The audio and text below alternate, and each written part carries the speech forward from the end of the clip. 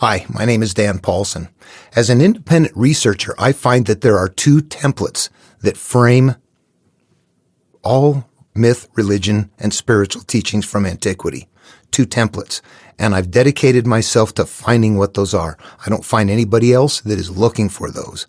There's people that are kind of dabbling with it a little bit, but there's a process that I have discovered that unlocks it all. And welcome to the video. Is everyone on board with the two templates from antiquity that the religions and the myths are based upon? I'm going to be working on the definition of, just like the title says, first sin. What is that? It's an analogous term that fits on that template, but that means that we can find that template in other material, find the same place, and see what terms they're using. They're not going to be using first sin. That's how a big part of my analysis process is, going through and taking as much material I can, putting it side by side and lining up parts that seem to fit. You know, here's a crossing of some sort of a threshold. Those go together. Here's a duality happening somehow, somewhere. You know, those parts are going to line up back and forth they're not easy to see at first, but once you do see them, you realize what's going on. You do have to turn it inward. The templates are based on human life cycle as I see it. We're born and that's what happens. First sin is not long after that, and that's why it's important to identify. I have previously identified it, and it looks to be like the point in time in life where we begin to come apart, where life begins to go bad for us. But I've thought it through more, and there's more to it. It is true that is true, but that's not all that is true. So what I want to do in this video is take a look at it and to further identify what we're seeing in first sin as an analog and what that term is holding for the spiritual seeker when we turn it inward. That doesn't mean first sin, but it does mean something that we need to know what it is on that template. The first sin verbiage is for the carrier shell. When we interpret it and put it into the psyche, first sin goes away, and those two terms become something different. What are those terms? Let's find that same spot I'm going to pick some simple ones so we can go quick on this. I'm just going to go from the Tao Te Ching from Lao-tzu and the Dhammapada from the Buddha. I'm going to look at a couple of verses right in the beginning because that's exactly where they start. And Genesis right in the beginning is where it starts. So we're going to find these points where first sin is going to be in both of those other two pieces of material, but they're not going to be called first sin. So let's go look at them there first and then come back and look at what first sin is in Genesis and make sure we can make that correlation. Again, we've done it before. However, there's more to it, a little bit more to it. So let's get started. As I start the interpretation here, I'll let you know that it's very advanced. If you haven't been watching my material, I'm very much deep into it, but it takes a while to get here. I'm not going to do it in this video. They get so long, people don't watch them. They can't be all standalone videos at some point. This is too big of a process. Okay. What I'm going to do first is let's start with the Buddha and let's take a look at and do some analysis right here and see what Buddha is telling us to begin with. As we open the Dhammapada, this is verse number 1 and 2. The Dhammapada is a very short, compact set of the Buddha teachings that is based on the template. And let's read the verses. All that we are is the result of what we have thought. It is founded on our thoughts. It is made up of our thoughts. If a man speaks or acts with an evil thought, pain follows him as the wheel follows the foot of the ox that draws the carriage. And then number 2, all that we are is the result of what we have thought. It is founded on our thoughts. It is made up of our thoughts. If a man speaks or acts with a pure thought, happiness follows him like a shadow that never leaves him. Okay, in this set of verses, there's a number of things going on, the inclusion of which is duality. But first, let's start right in the beginning, verse number 1. All that we are is the result of what we have thought. It is founded on our thoughts. It is made up of our thoughts. Let's go to number 2. All that we are is the result of what we have thought. It is founded on our thoughts. It is made up of our thoughts. Those two are identical. So right now, verse 1 and verse 2 is telling us that we are the result of what we have thought. That's telling us, if you think it through, we are the result of our mental processes. We go back to number 1. If a man speaks or acts with an evil thought, pain follows him as the wheel follows the foot of the ox that draws the carriage. Now, this is important because this is where we start looking at analogous terms. All right, evil thought and first sin are going to be analogous terms for the same thing. They play out in the psyche and they sound different. They're going to be in different cultures, different carriers, but the template is still contained within there. and they have to sound different from each other. The Hebrews are not going to follow the Chinese. Okay, they have to have their own package to put this template in. And that's what I'm going to suggest is all over the place. Everyone starts with this creation myth, and then it moves on to monomyths. Okay, and this is a part of the creation myth, that very early on in the creation myth. And the creation myth, if you're following along, you know is based on everyone's life cycle, every human's life cycle. All right, let's get deeper into the interpretation. These play out in the psyche, in the memory parts of the mind. They are not about the physical world. If you sit here and say, well, let's see, an evil thought I don't have anymore. I did a couple times before, but I don't anymore. I'm kind of not an evil person. However, stuff keeps happening that's bad. You look at it and realize this can't be about the physical world. It doesn't work. All over the place, we will learn things like as within, so without. Whatever emerges from the garden is what brings our life about. The evil thought is not an evil thought in the same way that first sin is not first sin. What an evil thought is having some experience that is derogatory. The goal here is nirvana. Happiness, inner peace. What takes you off of that? That's an evil thought. It doesn't mean that you're evil. It might mean that you were raped and molested one time, or similar things like that. Maybe you did something and you're harboring guilt. All of these things are preventing us from getting to nirvana. Those are something that happened at one point in time, whether we perpetrated them or we were victims. We're holding it now, and that's continuing to be problematic for us in a way that, look, we see a cycle of pain right there. The evil thought, pain follows him as the wheel follows the foot of the ox that draws the carriage. In a verse like this, when we interpret it, we put ourselves into the verse. I am the ox that is drawing the carriage, and the painful wheel is following my foot. This is telling me that pain is going to continue to cycle with me as long as I'm holding on to this that I've got up there. And it's a mental process right there in verse number 1. We go to verse number 2, mental process again. However, it says, if a man speaks or acts with a pure thought, happiness follows him like a shadow that never leaves him. A pure thought doesn't mean, it's too late. We can go in and rectify the negative stuff. That's going to move on. There's a way to heal. This is just the first verse right here telling us that number 1 is we go along in life. When bad things happen mentally and we put them away, we're going to have cyclical issues because of them. However, with a pure thought, happiness follows him like a shadow that never leaves. If we can rectify that stuff, then we're happy. We're looking for nirvana. We're looking for happiness. We've had some things that have happened that are preventing us from being happy. We rectify those things, seeking our happiness and seeking our nirvana, and it'll be a tough trip. So we see right here that everything is mental. Bad stuff happens, and it continues to happen if left in place. However, everything is okay if it's not. And look at bad, good, duality right there. It's showing us duality. This is the same as in the Garden of Eden. You get a choice between consuming from the tree of the knowledge of good and evil or the tree of life. But that's exactly right. The duality there is the duality that we're seeing right here. See how clever they are? This is genius. Let's go look at Lao-tzu, the Tao Te Ching, page 1, very first. All right, and heads up if you haven't heard these before. This is going to sound radically different than what we just heard. It's still built on the same template. You will see, however, that there are a few additions in different, depending on where you go in the material. Everybody teaches all the necessary steps to explain how you came about and how to self-heal. However, some add not extraneous, but other things to it. And in this case, what we're going to see is before we began thinking, we emerged from a background. Buddha just said we're a product of our thinking. And in this case, we're going to see we're a product of our thinking too. However, that we emerged from like the cosmic background. The way is the way of life. That's what we're looking for here, a good way of life, a good flow. In Buddhism, we wanted nirvana, happy life. Here, we want a good Tao, a good way. If you look at these and, really pay attention to them open-minded, you'll see that's a significant component part, that there is a destination in all of them. We're talking about these here, but, what do we have with Jesus? You're looking for the kingdom of heaven within. And when we go to the Hebrews, what are they doing? They're looking for the Holy Land. They're looking, all of these are analogous terms that when you play them out in the psyche, even though the analogs are different and it fits in their culture, when you put them in the psyche, they're the same thing. They are not different anymore. We strip off the carrier term and realize when you put it in the mind, it's a state of being where you're like, I'm good. Yeah, I'm not all frazzled, connected with things, amped up. I am free from the stuff going on in life.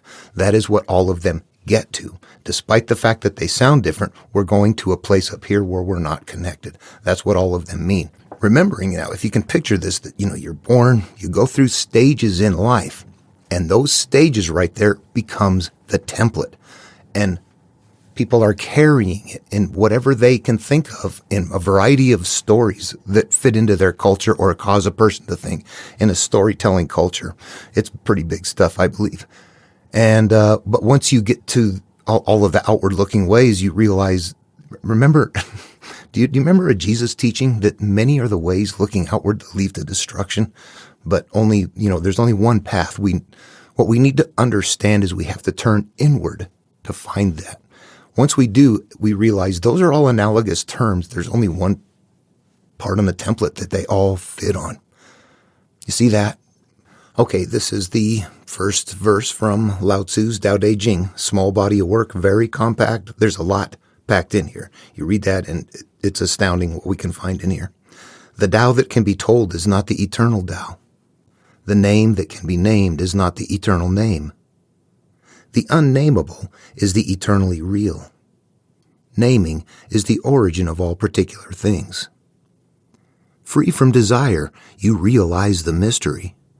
Caught in desire, you see only the manifestations. Yet mystery and manifestations arise from the same source. This source is called darkness. Darkness within darkness. The gateway to all understanding. Okay, sounds radically different, but let's take a look at some interpretation. I'm going to leave the first section. The Tao that can be told is not the eternal Tao. The name that can be named is not the eternal name. That's something that wasn't in Buddha's. We're not covering the interpretation of this verse, so I'm going to leave that.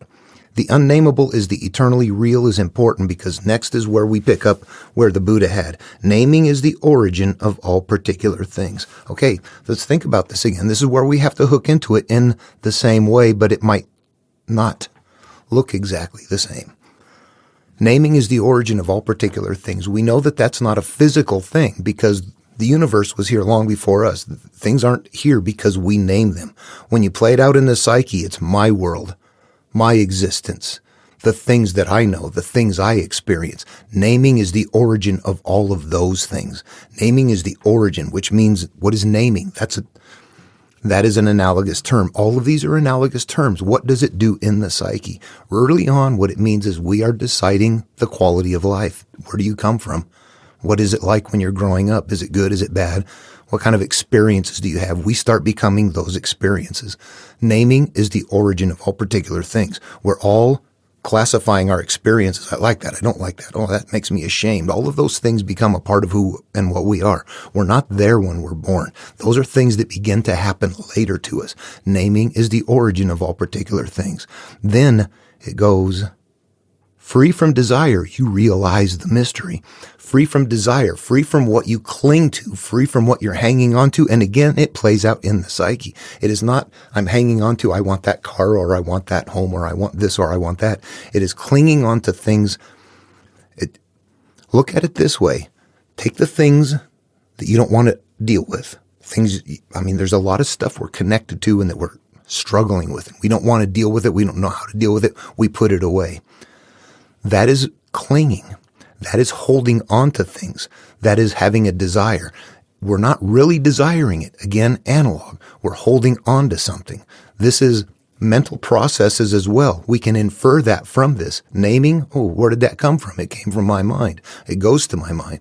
We begin to see that these are going to work out the same way once we completely transition them to the psyche and understand that all of their masters knew what the one reality was, the cosmic reality, and that is in here.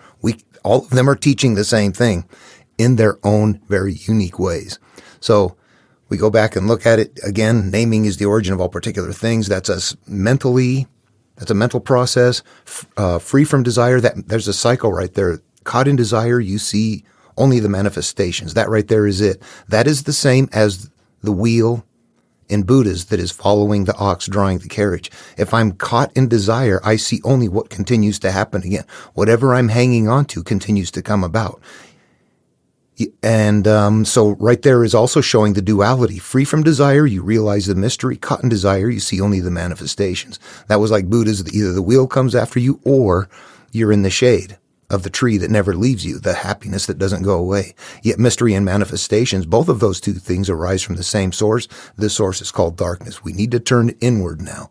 Darkness within darkness, the gateway to all understanding. We're going to turn inward. Okay, that right there is the first sin is, and desires, manifestations, all of these things are looking like these mental processes that come about as we begin to experience life. That is where this comes from. As we begin to have life and we grasp onto things, we have experiences happen that continue to come around after us, or we see only the manifestations that we're caught up into. All of those things are telling us about our life right there. Okay. Let's go to Genesis and take a look at first sin. As we get into this, there's two style differences. What we just had with Buddha and Lao-tzu was non-religious. It was a self-healing. Here's the message nested in this. Here's the template nested in something that is not meant to be anything except for you to go figure it out. We've got a couple of changes here. Number one, the style is a big story instead of the short, compact verse. This is a much bigger way of carrying it. And the other stylistic difference is it goes to a religious genre so that the carrying shell itself, the analogs being chosen, have a specific effect on the psyche of the human being that helps them guide life, live life, control life. It's a mechanism for a population. The shell is different, a lot different. As we get into it, one of the big differences is that all of the component parts of these stories, the males, the females, the sons, the daughters, everything are all playing out in the psyche in the exact same way as the short verse did. Every bit of it goes up into the psyche, and that even if there's something that connects to the outer world, those are analogs. It doesn't matter. It fits up here. So what do we do with all of the parts? And what I'll just say here is that we are there's various parts of us. We have a higher self, a conscious self, a subconscious self, the things that we have hidden away. Those are all going to be given places. They're going to be analogously become something part of the culture that are just that. They're sectioning up who and what we are. The parts of us are characteristics, the way we are experiencing life at different phases in life, when we're not aware, when we are aware, when we're hurt, when we're acting out, when we're growing bad things from the garden, or demons are acting out, or anything like that, are all going to be played out in the psyche. But it'll emerge as to how.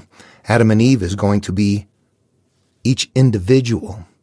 When we are Adam and Eve in this material, that is the conscious, and that is what emerges eventually as the subconscious. Eve is a product of our life experiences and our learning. When we're first born, we don't have an Eve, do we? Nobody does. We don't even have a consciousness. We're just a child, unaware.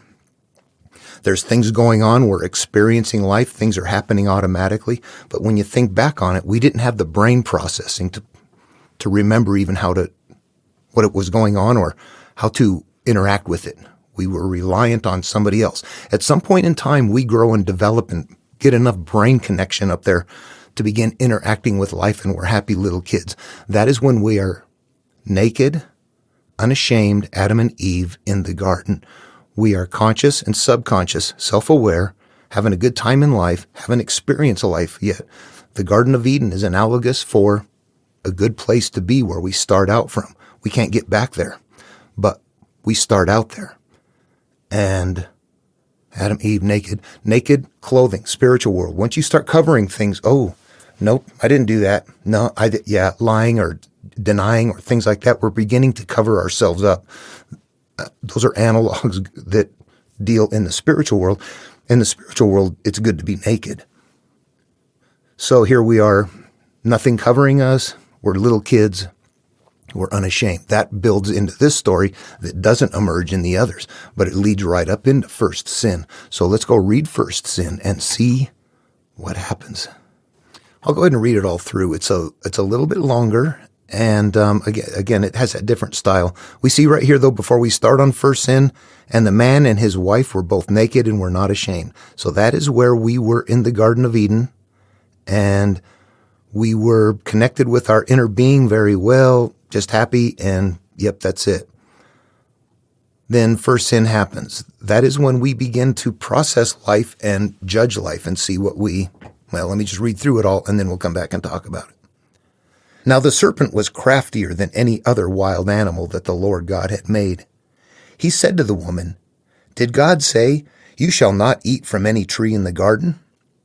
The woman said to the serpent, "We may eat of the fruit of the trees in the garden, but God said, 'You shall not eat of the fruit of the tree that's in the middle of the garden, nor shall you touch it, or you shall die.' But the serpent said to the woman, 'You will not die, for God knows that when you eat of it, your eyes will be opened and you will be like God, knowing good and evil.' So when the woman saw that the tree was good for food, and that it was a delight to the eyes, and that the tree was to be desired to make one wise, she took of its fruit and ate. And she also gave some to her husband, who was with her, and he ate. Then the eyes of both were opened, and they knew that they were naked, and they sewed fig leaves together and made loincloths for themselves. They heard the Lord God walking in the garden at the time of the evening breeze, and the man and his wife hid themselves from the presence of the Lord God among the trees of the garden. But the Lord God called to the man and said to him, "Where are you?" He said, "I heard the sound of you in the garden, and I was afraid because I was naked, and I hid myself." He said, "Who told you you were naked? Have you eaten from the tree which I commanded you not to eat?" The man said, "The woman whom you gave to be with me, she gave me fruit from the tree, and I ate." Then the Lord God said to the woman, "What is this that you have done?" The woman said, "The serpent tricked me, and I ate." The Lord God said to the serpent, "Because you have done this, cursed are you among all animals and among all wild creatures. Upon your belly you shall go, and dust you shall eat all the days of your life.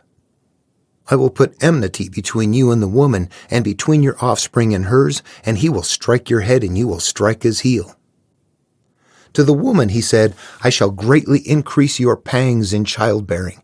In pain you shall bring forth children, yet your desire shall be for your husband, and he shall rule over you." And to the man he said, "Because you have listened to the voice of your wife, and have eaten of the tree about which I commanded you, you shall not eat of it. Cursed is the ground because of you.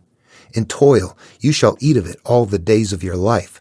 Thorns and thistles it shall bring forth for you, and you shall eat the plants of the field. By the sweat of your face you shall eat bread until you return to the ground, for out of it you are taken. You are dust, and to dust you shall return." The man named his wife Eve, because she was the mother of all living. And the Lord God made garments of skins for the man and his wife, and clothed them. Then the Lord God said, "See, the man has become like one of us, knowing good and evil. And now he might reach out his hand, and take also from the tree of life, and eat and live forever." Therefore the Lord God sent him forth from the Garden of Eden to till the ground from which he was taken. He drove out the man, and at the east of the Garden of Eden he placed a cherubim and a sword flaming and turning to guard the way to the tree of life. Okay, there is a lot of stuff packed in here, actually.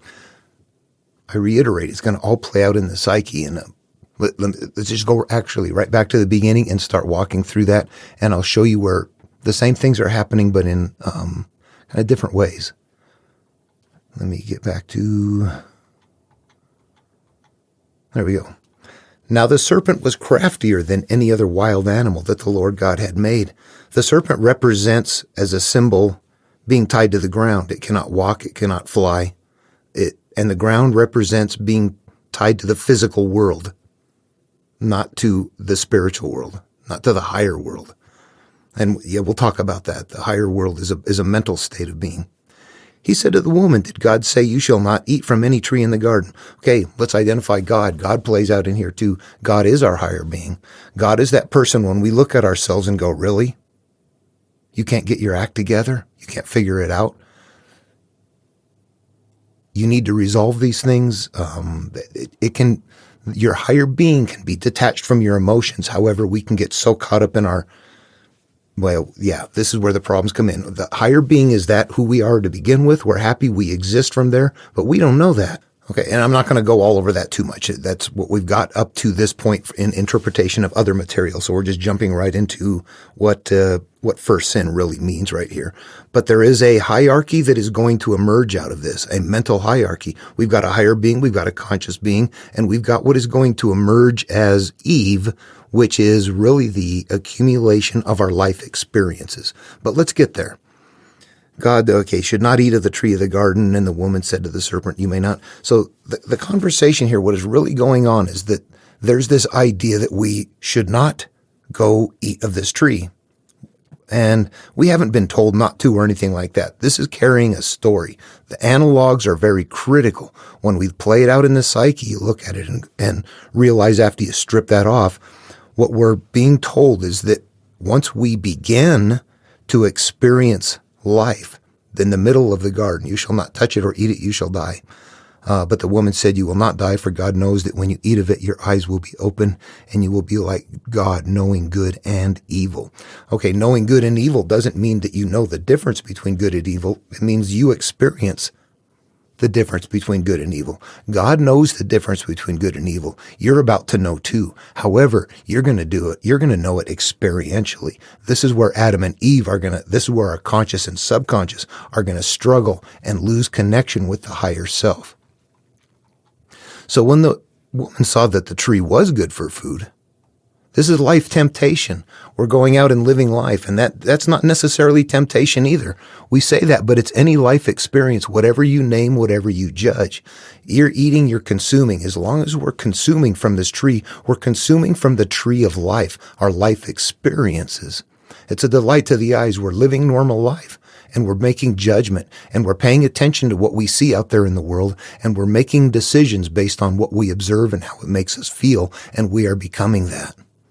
We took of its fruit and ate, and she gave some to her husband who was with her, and he ate. What is really going on here? This is both of us together. It's carried in a way to make it go in the culture. It is so ridiculous to think of this as somehow factual or historical.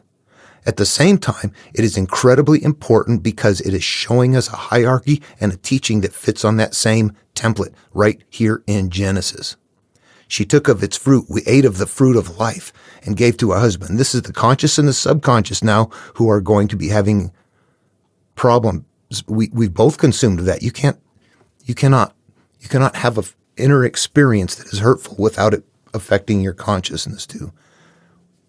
That's where we feel it. That's where we experience it.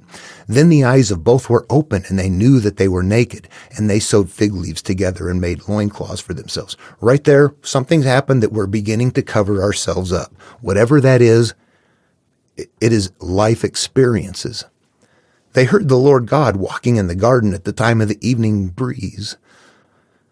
And the man and his wife hid themselves from the presence of the Lord God among the trees of the garden. But when the Lord God called to the man and said to him, who are you? He said, I heard the sound of you in the garden, and I was afraid because I was naked.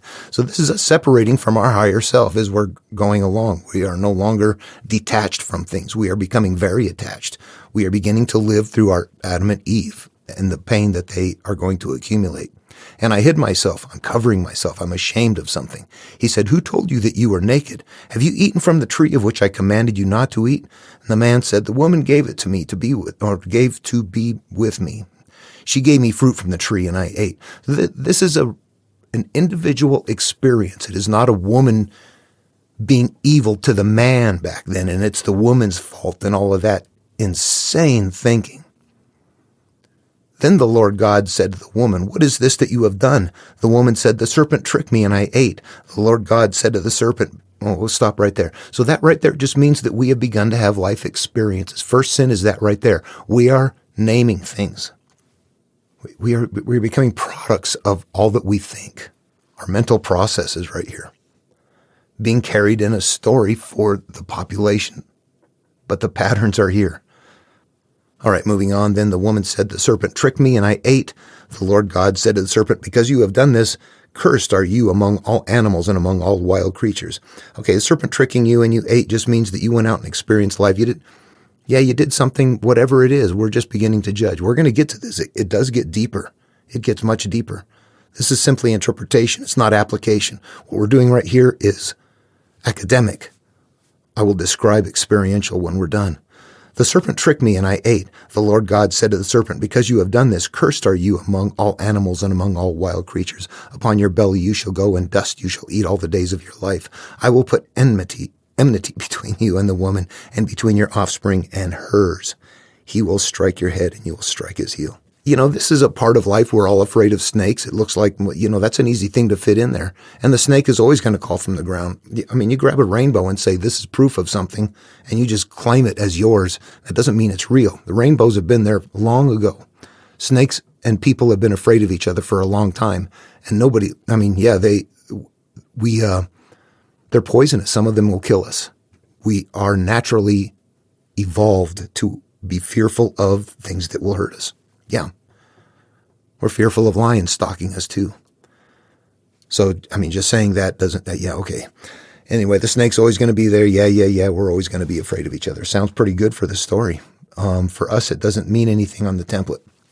To the woman, he said, I will greatly increase your pangs in childbearing. In pain you shall bring forth children, yet your desire shall be for your husband, and he shall rule over you. This is rich right here. This is to the subconscious. Greatly increase your pangs in childbearing. Childbearing, we now have accumulated. The man and the woman, depending on how you want to put it and where you want to read it, now have had sex. We have had a life experience that we are ashamed of, and that is an analogous term for conscious and subconscious. Sharing something, the conscious doesn't like the experience, stores it away. That becomes Eve, and Eve is been now given a child. And that child is that experience and the emotional state of it. And pain, you shall bring forth children. It's going to continue to emerge. Right here, we got Buddha's wheel coming around, or what you're hanging on to, you will see the manifestation of. That is it right here. You're going to bear child. There is a repeat right here. In pain, you shall bring it forth. It's going to hurt. And yet your desire shall be for your husband. We don't want to hurt like that. And he shall rule over you. The conscious makes the decisions that creates the female. That's it, period. This is about us inside the mind. You see that hierarchy? And to the man he said, because you have listened to the voice of your wife and have eaten of the tree about which I commanded you, you shall not eat of it. Cursed is the ground because of you. And toil you shall eat of it all the days of your life. Thorns and thistles shall bring forth for you, and you shall eat of the plants of the field. This is growing from our garden. This is referencing our life, our inner experience, the way we experience life. We went and had life experiences, and now we're going to be stuck on the ground in the physical world. We're going to be eating from life. Thorns and thistles are emerging from us, our garden. We have our painful cycle here on the conscious side too. We have spiritual pain, we got conscious pain, and it shall bring forth for you, and you shall eat the plants of the field. Eating the plants of the field is reference to being stuck on the ground. You're in the physical world. You are living life out there, living life based on everything you're seeing and experiencing and taking in. By the sweat of your face you shall eat bread until you return to the ground, for out of it you are taken, you are dust, and to the dust you shall return. I think that's a rich part of the story, superfluous to the template. The man named his wife Eve because she was the mother of all living, and the Lord God made garments of skin. So there we are, we're getting covered, clothed them, and now they know good and evil. That doesn't mean that they're smart and they can make judgment calls. That means that you now can experience the, yay, it's good. Oh God, I'm sorry. Why did I do that again? We know good and evil.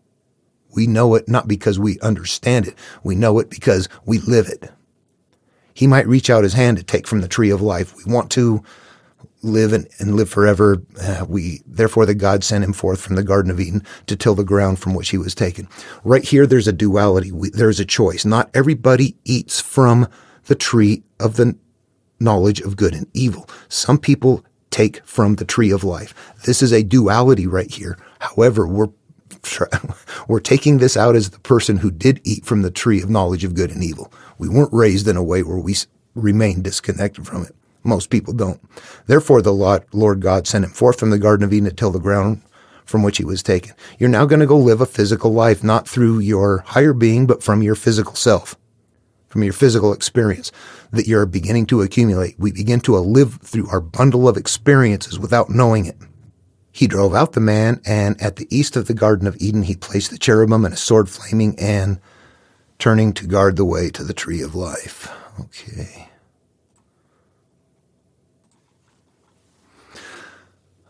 We can't get back to the Garden of Eden, and that'll eventually work out. You're actually going to end up being the Jewish people seeking a new place to be. We can't get back to the Garden of Eden. The Garden of Eden, we're happy, blissful while we're unaware of life's experiences. Later on, we become aware of life's experiences, and that's what's happening right here, is we're living life and seeing and observing and making choices based on what we see. So right here we have it all, and then we're kicked out of the garden. Your happiness is gone. You're living from the physical world. All of that stuff is nested right in there. Things are going to continue to cycle around. There's a lot of fun stuff in there, but it's really teaching us at a much deeper level. We can infer a lot more from it. Plus, there's a lot stacked up before this right here. It's to me, a very advanced piece of literature, it seems like, from the standpoint of extracting the template and lessons from it. The rest of it seems kind of crazy, but as I start extracting it, interpreting it like this, suddenly it seems very rich and full of things. And that's the Ark of the Covenant, the metaphoric Ark of the Covenant too. What do I want to say here? Okay, this is what is important to understand about this. You go through all that and go, okay, I came about that way. I see it. That helps me heal. But as we continue to go through the material and look through it, there's other things that we become aware of. Eventually, as we understand cause and effect, and that we have become products of our life experiences. Once you extract yourself from that, you realize, damn, all that stuff I was doing back then, I grew up, I was at that point in time where I was a kid, naked, unashamed in the garden. And from that point, I could have been in any kind of a home or an environment, and I would become a product of that. I showed up here I wasn't a Christian or a Muslim or a Jew or a Hindu or anything like that when I was born. I was just a kid. I became a product of my experiences, my judged experiences. This helps us realize that we can extract ourselves from it. This helps us realize, wow, I could have been born in Saudi Arabia and I would have grown up a Muslim and I would have thought that was right. I could have grown up in India as a Hindu. I could have, been a witch doctor. I don't know. Whatever you grow up with, you're trained, you become a product of that. And what is it? It's physical experiences you're looking at.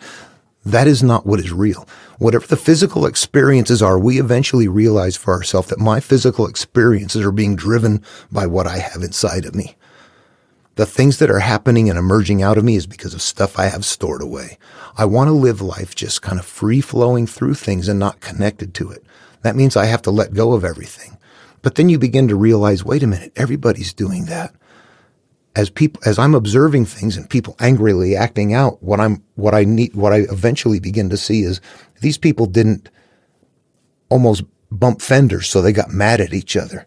It's that this person and this person both had childhoods where they didn't deal with certain things, and it's continuing to escalate, and it grows and it gets bigger. And as they're doing that right there, and I look at it and I get somehow affected by it. This is maybe not a great example, but the point is that all the physical things that are happening are being driven in their lives by something deeper. So as we are observing life as youngsters, not aware of it, we are wiring ourselves to something that is done. When people are acting out in the physical world, that's the final manifestation of a deeper energy. We are jumping right on board by learning that way through observation and physical and saying they're doing this and they're doing that without realizing they're being driven by this and they're being driven by that. That helps us extract ourselves from the physical. That helps us realize, damn it, yeah, I'm a product of my life experiences. I could have been somewhere else. Who chose where they were born? You just show up, you're here. Anyway, I keep going, not only just the template, but what the template means. You can see that. That's why they get long. It's hard to see the template without seeing the purpose for the template. Okay, so the purpose here was to hopefully more closely identify what I believe now that the idea of first sin is. I've been working at Genesis analysis and that creation analysis for a long time now. I've got a lot of videos up on it, and this one continues to emerge. Originally, first sin was just the hurtful things, but actually, first sin isn't that was while staying too attached to the idea of first sin. That is true, but it's everything, the good and the bad.